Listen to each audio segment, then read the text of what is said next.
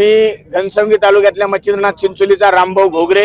मी actually Rashtrawadi Congress party Ajitdada गटाचा तालुका युवक अध्यक्ष आहे। या शासनामध्ये शिवसेना, भाजप आणि भारतीय जनता पार्टी या तिघांचं मिळून सरकार आहे।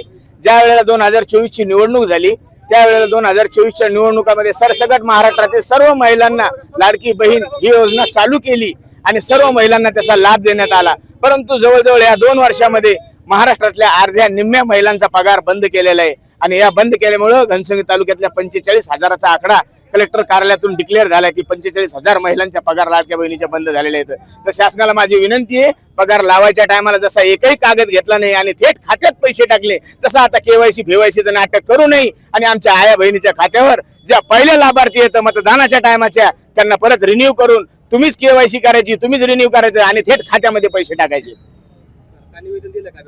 निवेदन देताना पोलिसांनी मला अटकाव केला आणि पोलिसांनी सुद्धा सांगितलं की तुम्हाला आतमध्ये कार्यक्रमात जाता येणार नाही।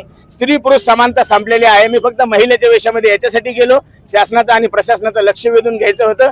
ज्या महिला आज शेतामध्ये कामाला गेल्या तर पाण्या पावसाचे दिवस आहेत, सुगीचे दिवस आहेत, त्यांच्या भावना व्यक्त करण्यासाठी मी आज त्यांच्या वतीने आलो होतो।